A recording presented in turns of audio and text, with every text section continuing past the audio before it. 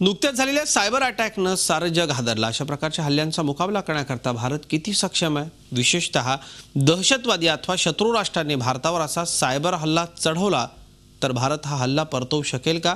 अशा प्रकारच्या हल्ल्यांपासून सामान्य माणसानं कसं वाचावं या बाबतीतला हा महत्त्वाचा रिपोर्ट। नुकत्याच झालेल्या रॅन्समवेअर हल्ल्यात सर्वाधिक नुकसान झालेल्या देशांच्या यादीत भारत तिसऱ्या स्थानावर आहे। यावरून सायबर सारख्या हल्ल्यांपासून सुरक्षा निर्माण करण्यात आपण कमी पडतोय असंच दिसतंय। कुठल्याही देशासाठी त्यांची अर्थव्यवस्था आणि देशातील नागरिकांची सुरक्षा या दोन महत्त्वाच्या बाबी असतात। या दोन्हींवर जर दहशतवादी किंवा शत्रू राष्ट्रांनी सायबर हल्ला केला तर कुठलाही देश कोलमडून पडू शकतो। भारतालाही या दोन बाबतीत सायबर सुरक्षा अधिक कडक करणं गरजेचं आहे। भविष्यात जर भारतावर अशा प्रकारे हल्ला झाला तर आपली व्यवस्था तशी कार्यरत आहे, मात्र मजबूत नाही। फर्स्ट इज अवेयरनेस, इसकी बहुत ज़्यादा ज़रूरी है। सेकंड इज अलर्टनेस, आप अलर्ट रहिए। थर्ड चीज़ है एक्शन। तो एक आम आदमी के लिए जैसे एक सिंपल तरीके में मैं बोलूँगा, आपको एक ईमेल आता है, अवेयरनेस क्या हुआ कि किसी भी ईमेल पे ऐसा मत क्लिक कीजिए। मतलब भारतात आधार कार्डच्या माध्यमातून सुमारे 98% नागरिकांचा तपशील माहितीच्या महाजालावर उपलब्ध आहे। अनेकांचे आधार कार्ड बँक खात्यांशी जोडले गेलेत। देशात कॅशलेस आणि डिजिटल आर्थिक व्यवहारांना चालना दिली जाते।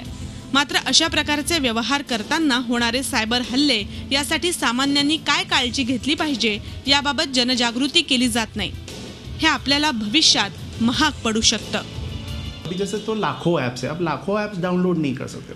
आप जितने ऐप डाउनलोड करोगे ये आप पे स्पाई करेगा, तो कोई मतलब नहीं है हर ऐप डाउनलोड करने का। आम आदमी के मशीन्स पे आप देखोगे तो पायरेटेड सॉफ्टवेयर रहता है, उनके पास एक एंटीवायरस भी नहीं आता है। अभी एंटीवायरस कितने का आता है? 500 रुपया, 600 रुपया।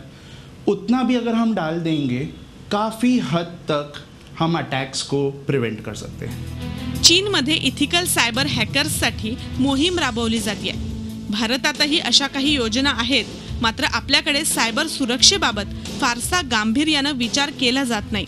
इथून पुढे जगातील कुठल्याही देशावर आणि कुठल्याही लॅपटॉप किंवा कम्प्युटरवर सायबर हल्ले होऊ शकतात। मात्र अशा प्रकारचे हल्ले झाल्यास काय करावं आणि असे हल्ले रोखण्यासाठी सतर्कता बाळगणं हेच सध्या तरी आपल्या हातात आहे। मात्र हीच सतर्कता बाळगण्यात दुर्दैवानं आपली यंत्रणा कमी पडतीये। मेघा कुचिक, झी मीडिया, मुंबई। झी 24 तास रहा एक पाऊल पुढे।